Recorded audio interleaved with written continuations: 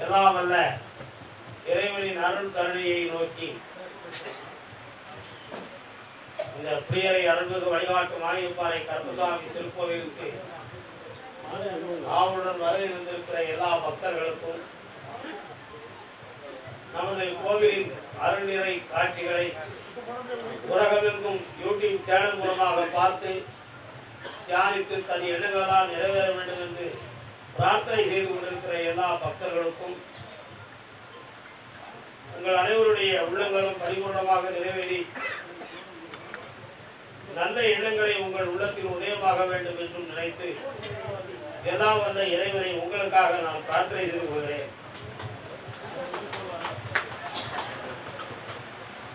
கருப்பசாமியின் அருள்வாக்கினுடைய நற்பயனால் பலனடைந்து வாழ்ந்து கொண்டிருக்க மக்கள் எண்ணற்றவர்கள்தான்.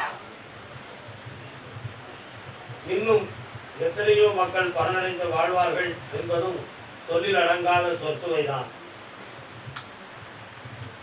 பாரதியார் சொன்னது போல எண்ணிய முடிதல் வேண்டும், நல்லவே எண்ணல் வேண்டும், தெளிய நெஞ்ச வேண்டும், தெளிந்த நல்ல அறிவு வேண்டும், பண்ணிய பாவமெல்லாம் பருதி முன் படியை போல் நன்னியல் முன்னிங்கு நகர்த்திடல் வேண்டும் அண்ணாய் அப்படின்னு சொன்னார்.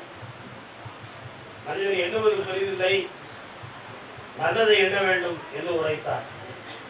எண்ணியல் புரிதல் வேண்டும், நான் நினைக்கிறதெல்லாம் நடக்கணும், ஆனா நான் நல்லதுவே நினைக்கிறேன் தாயே அப்படின்னு கேட்டார். வராது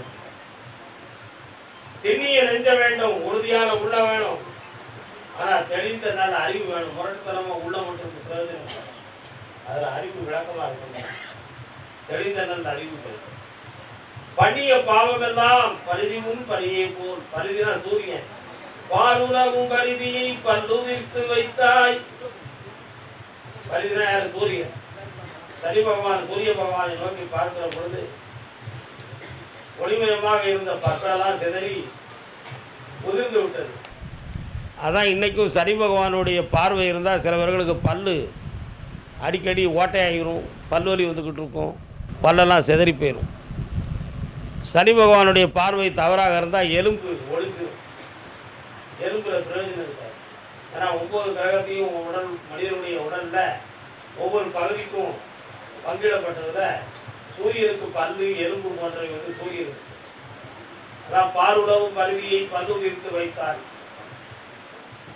மாறினாறு சந்திரன் பெண்டை விட்டு இழிகுலத்தினை அவரச் செய்தாய். கொஞ்சம் கூட தொண்டுக்கு மாறாமல் இருந்த அரிச்சந்திரனுடைய குடும்பத்தை சுடுகாடு வர கொண்டு போய் கொடுத்தார். சரி போகலாம், சோதனைக்கு அளவு.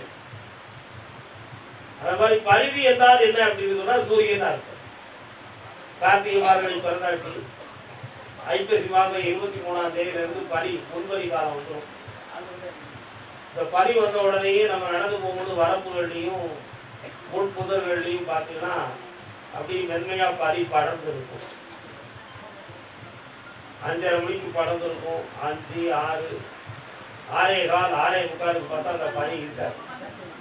ஏன்னா சூரியன் வந்த உடனே அந்த ஒளியினால சூடால ஆவியாகப்பட்டு அந்த படர்ந்த பனியெல்லாம் ஆவியா போயிடும். அதான் அவர் சொன்னார், பரிதி முன் பனியே போல் நன்னியல் முன்னிங்கு நசித்திடல் வேண்டும். எப்படி சூரியனுடைய ஒளி வந்தோட படர்ந்த பனியெல்லாம் ஆவியா பறந்து இருக்க இடம் இல்லாம, அத மாதிரி பராசக்தியாகிய நீ உன்னுடைய கண் பார்வை என் மேனிகளை பட்டவுடன் நான் செய்த பாவங்கள் வேதனைகள் துயரங்கள் எல்லாம் எங்களை விட்டு நீங்கி நாங்கள் சுத்தப்பிரமமா காட்சி அளிக்கணும்மா அப்படின்னு கேட்ட பாரதியார். அது மாதிரி எல்லாருடைய உள்ளத்திலும் பனி போல மூடி இருக்கு வேதனை. பனி போல வந்தாலும் பனி போல நீங்க வேண்டும் அப்படின்னு சொல்லி கருப்பசாமியுடைய அருட்கண் பார்வையில் பட்ட உடனேயே அந்த துயர அலைகளெல்லாம் உங்களை விட்டு நீங்கி நீங்க தூய மனப்பிரமமாக இருந்து இந்த உலகத்துல ஒளி வீசுவீங்க. அதான் ரொம்ப முக்கியமான ஒரு விஷயம். அந்த சக்தி அப்படின்னு எல்லா ஞானிகளும் சொல்லிட்டாங்க. ஜீவகாந்தம், ஜீவகாந்தம், காந்தம். காந்தம்னா ஈர்ப்பு ஆற்றலுடைய இதா இருக்கு. ஏன் அதை உயிருக்கு போய் அந்த வார்த்தையை சொன்னா ஜீவன் அப்படி சொல்லியிருக்கலாங்க. அது ஜீவகாந்தம் அப்படியான்னு சொன்னாங்க. நம்ம உடம்புக்கு உள்ள ஓடக்கூடிய இந்த பிராண சக்தி அதனுடைய அலைகள் எல்லாம் நம்முடைய உடம்புல இருந்து 1 இன்ச்சு அகலத்துல படர்ந்துருக்கு. இந்த 1 இன்ச்சு அகலத்துல படர்ந்திருக்கக்கூடிய பிராண அலைக்கு பேரு ஜீவகாந்தம் என்பது பொருள். ஏன் அந்த ஜீவன் சொல்லியிருக்கலாம், பிராண சக்தின்னு சொல்லியிருக்கலாம், ஜீவகாந்தம்னு பெரியவர்கள் சொல்லிட்டாங்க.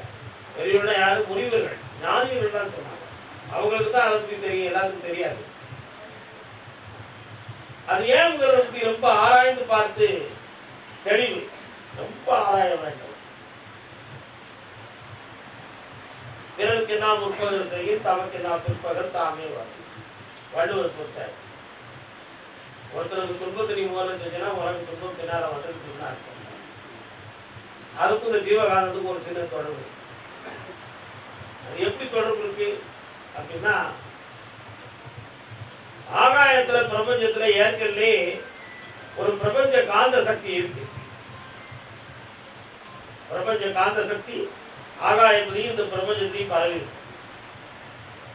நாம இன்னைக்கு சொல்லக்கூடிய வார்த்தை, நம்ம செய்யக்கூடிய செயல், அதனுடைய அதிர்வு அலைகள்லாம் இந்த ஆகாய வீதியில் உள்ள பிரபஞ்ச அலையில போய் எது செய்யும், ஈர்ப்பால தங்கிக்கணும். தங்கி கொடுப்போம். அது ஒரு குறிப்பிட்ட காலம் தான் அங்கே இருக்கும். சில காலங்களுக்கு பிறகு எது அந்த ஈர்ப்பு சக்தி விட்டுரும், பின்ன கீழ் நோக்கி வரும். வரும்பொழுது அது எங்கேயாவது போய் விழுந்துருக்கிறாங்க, விடாது.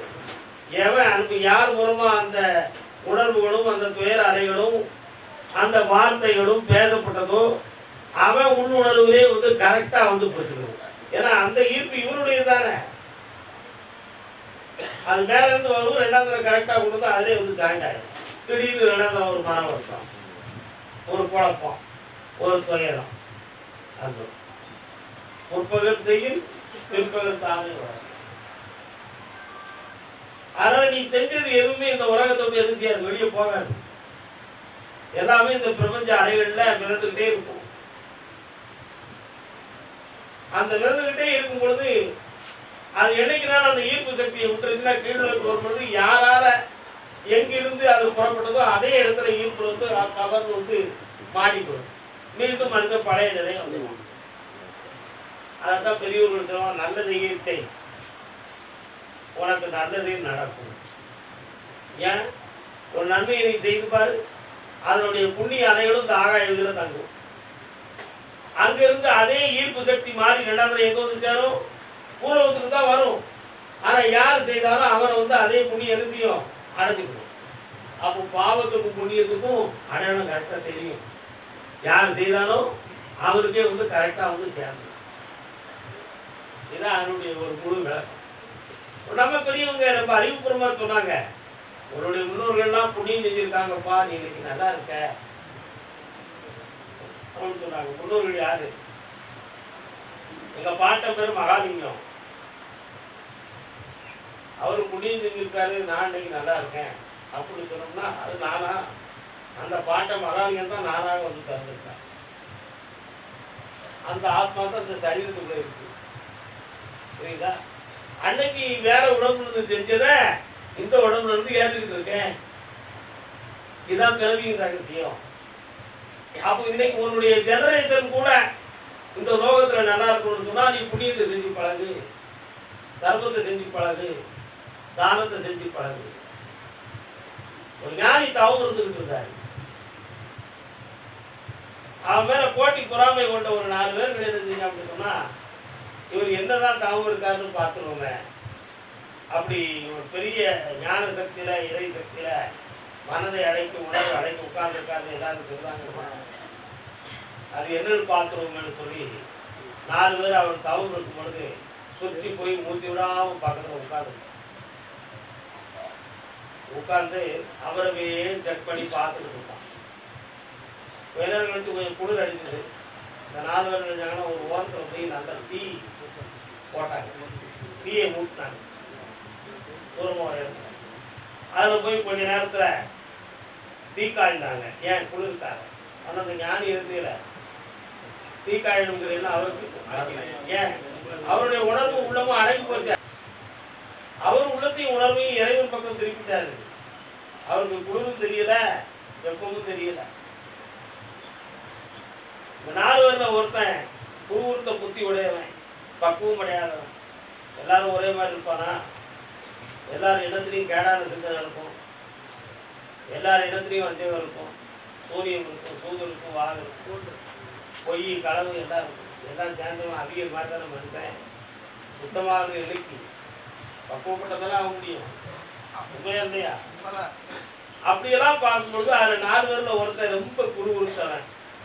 இவருக்கு குளிரும் தெரியல, வெப்பமும் தெரியல. இவர் உண்மையிலே அடக்கமாக இருக்காரான்னு பார்ப்போம். இவரை தண்டி தீக்கொல்லியை எடுத்துக்கொண்டு அவர் தொடையில வச்சுட்டான். அவருக்கு அதுவும் தெரியல. 2 நாட்கள் ஆகி எதிர்த்தாரு. ஏன் சொல்லு இந்த பக்கம் வலிக்குதே அப்படின்னு சொல்லி பார்த்தார். தீக்கனோட கறிக்கட்டையும் சேர்ந்து தன்னுடைய தொடையில ஒட்டி பார்த்தாரு. எப்படி இது வந்துச்சுன்னு தெரியலையே அப்படின்னாரு. அந்த 4 பேரும் வந்தாங்க. காலில் வந்து கும்பிட்டாங்க. சுட்டுலாம் கும்பிடுவாங்க. எல்லாம் கும்பிட நாங்கள் தான் நீங்க ரொம்ப உணர்வடக்கத்தோட உள்ளடக்கத்தோட இருக்கிய, அது உண்மைதானா என்பதற்காக நெருப்பை கொண்டு சுட்டு பார்த்தேன்னா அவர் சிரிச்சார். உங்க மூலமா நான் பக்குவம் அடைஞ்சிட்டேங்கிறத நான் புரிஞ்சுக்கிட்டப்பான்னு எப்படி சொன்னாரு? நான் பக்குவம் அடைஞ்சிட்டேங்கிறத உங்கள் மூலமாக நான் தெரிந்து கொண்டேன். இத மாதிரி பக்குவப்பட்டவங்களுக்கு கூட இருக்கிறவங்களே துன்பம் கொடுப்பாங்க. நெருப்பை கொண்டு வச்சது மாதிரி நண்பனா இருந்துக்கிட்டு கேடு செய்வான், உறவினரா இருந்துக்கிட்டு கேடு செய்வான், நம்மளை வச்சு நல்லா இருக்கும் பொழுதே நமக்கே கேடு செய்வான், எல்லாமே செஞ்சுக்கிட்டு இருப்பான். ஆனா நம்ம அதுக்கு கோவப்பட மாட்டோம், வேதனைப்பட மாட்டோம், அழுக்க மாட்டோம். நம்ம ஸ்தானத்தை விட்டு கொடுக்காம நம்ம இருந்துக்கிட்டு இருப்போம். என்னைக்காவது அவன் உணர்ந்துக்கிட்டான்னா சரி, இவன் மூலமா நம்மளும் பக்குவப்படுத்திக்கணும், நம்ம கொஞ்சம் பெருமை எடுத்துக்கலாம். உலகத்தினுடைய இயற்கை சுடதுக்கு ஒரு கூட்டம் இருக்கும் பொழுது தாங்கிறதுக்கு 2 பேராது இருக்கணும். உலகத்துல இருக்கணுமா வேண்டாமா? நித்த தவம் தானும் செய்து செத்த தவம் போலிருந்து செவிக்க சொன்ன தவம் இது என்றறிந்தார். சித்தர் பாடல். நித்த தவம் செய்தவனு சொல்லி நின்று இருக்கியடா, என்ன தவம் செஞ்சிட்ட? செத்த தவம் போலிருந்து செவித்து வந்தாயான்னு. என்ன தவம்? செத்து போற தவத்துக்கு உணர்ச்சி உண்டாயா? உயிர் உண்டா? நினைவு உண்டா? கிடையாது. உணர்வும் உயிரும் உணர்வும் இல்லாமல் அசையாம கிடக்கக்கூடிய சவத்தை போல தியானத்துல உட்கார்ந்து செவித்துக் கொண்ட ஒருவனுக்குத்தான் இந்த இறை சக்தி நிலையாக ஞானமாக கிடைக்கும். அதான் நித்தந்தவம் தான் செய்து நிமிர்ந்திருந்த நெஞ்சுக்குள்ளே செத்த தவம் போல இருந்து செவிக்க சொன்னார் மாற்றோர்கள். இந்த தவத்தை அடைஞ்சிட்டு அவர் சில காலம் கழித்து அடுத்த தவ லட்சியம் அவருக்கு எல்லாம் வல்ல ஈதனாகிய சிவபெருமானை நான் காண வேண்டும் என்று சொல்லி தவம் இருந்தார். அப்படி தவம் இருக்கும் பொழுது ஒரு நாள் சிவபெருமான் பிரசன்னமாகி வழியை காட்சி, மகனே எனக்காக சில நாட்கள் தவம் இருந்து என்னை பார்க்க வேண்டும் என்று நினைத்தாயே அப்பா, நான் வந்திருக்கிறேன் அப்படின்னா அவர் வரும்பொழுது ஒரு 4 ஆன்மாவும் கூட வந்தது. 4 ஒரு கணவன் மனைவி, இன்னொரு கணவன். அப்போ இந்த ஞானியை பார்த்து கேட்டார், என்னை அழைத்ததுக்கு காரணம் என்னப்பான? ஞானிக்கு திடீர்னு ஒரு எண்ணம், தாங்கள் வருகிற பொழுது இந்த 4 ஆன்மாக்களையும் கூட்டி வந்திருக்கிறீர்களே சுவாமி, இந்த 4 பேரும் வந்ததின் விளக்கம் பண்ணி கேட்டார். உடனே அம்மையார் இவங்க 2 கணவன் மனைவி. அந்த மனைவி ஒரு சில விஷயங்களை சொன்னா, அவங்க 2 பேரும் ரொம்ப விரும்பினாங்களாம். ஆரம்பத்துல கல்யாணம் முடிச்சுட்டாங்க. எத்தனை பிறவி எடுத்தாலும் ஒன்றை தவிர வேற யாரையும் நான் புரிதனா அனுபவிக்க மாட்டேன் அப்படின்னு இந்த கும்பலை தவம் இருந்தா. இப்ப சரீரத்தை நீக்கிட்டு இங்க வந்துட்டா, இப்ப மீண்டும் நான் பிறக்க வைக்கணும். அப்படி பிறக்க வைக்கும் பொழுது மகளே நீ இவருக்கே மனைவியாக இருந்துக்கிறியான்னு கேட்டேன்.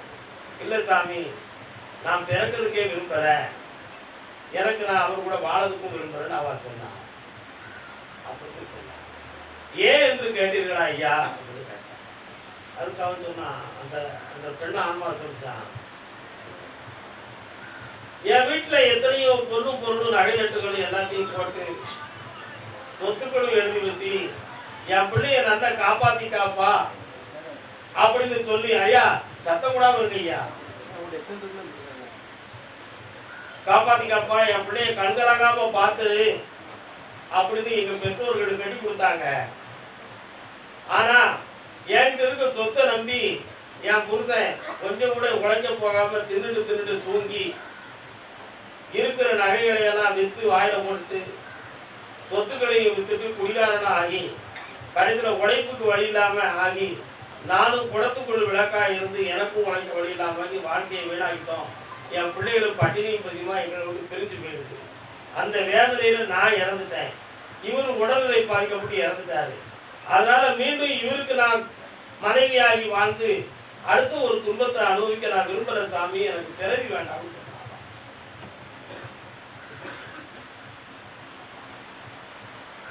உடனே ஞானி இதை புரிஞ்சுக்கிட்டாரு, ஆஹா இப்படி ஒரு விஷயம் இருக்கு போறது. இந்த பக்கத்துல 2 பேரை கேட்டாங்க. இந்த பக்கத்துல 2 பேரை கேட்ட உடனே இந்த ஆண்மகன் இந்த மனைவி மேல ரொம்ப நம்பிக்கை வச்சிருந்தான்,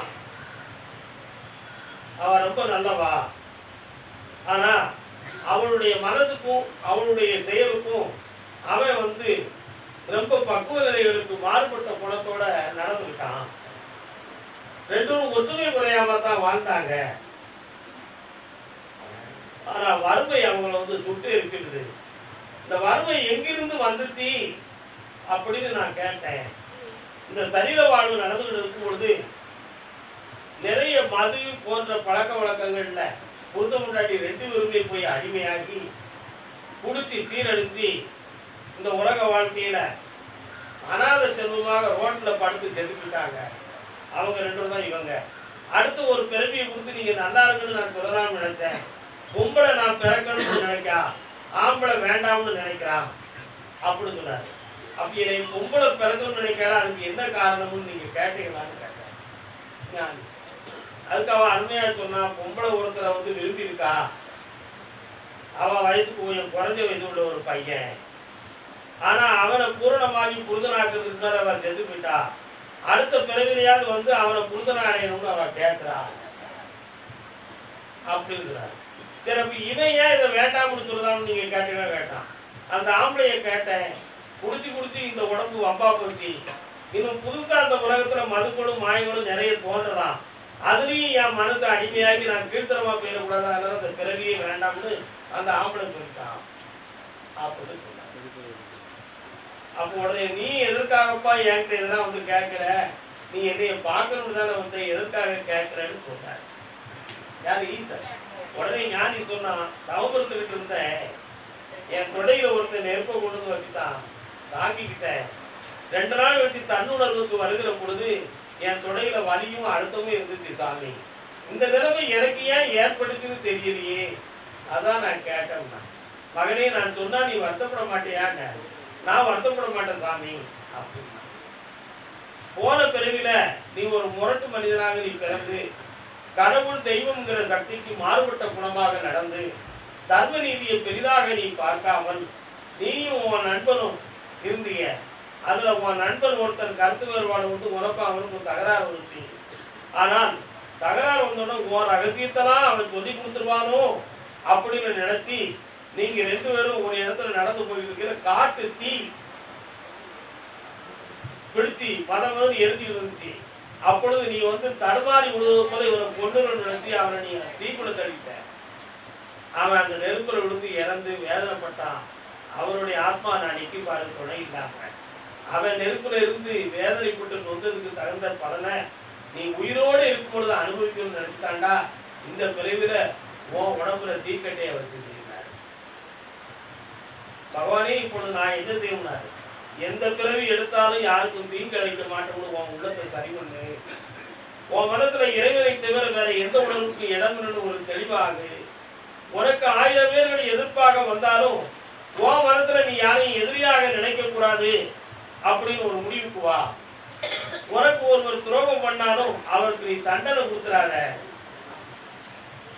தண்டனை கொடுத்தா அந்த வலியின் பாவம் ஒண்ணு சேரும். அவங்கள ஒன்னா சேர்த்தனா தன்மானம் உன்னை பாதிக்கும். அப்போ தன்மானத்துக்கும் நீ மரியாதை கொடுக்கணும், பாவத்துக்கும் மரியாதை கொடுக்கணும். அவங்கள விட்டு நீ ஒதுங்கிறது தான்ப்பா நல்லது. அதனால உன் உள்ளத்தை எனக்கு மட்டுமே நீ அடமானம் வச்சுக்கா, உன் மனதுக்குள்ள என்னையை மட்டுமே நீ கோயிலா வச்சுக்கா. இதுதான் இந்த உலகத்துல உன்னை வாழ வைக்கும் மகனே, நீ புரிந்து கொள். பாவம் புண்ணியத்துக்குள்ள பெருமையாக நினைத்து புண்ணியத்தை பெரிதாக கருதி பாவத்தை விலக்கிவிடு. உன் உள்ளத்தை தூய்மையாக்கு.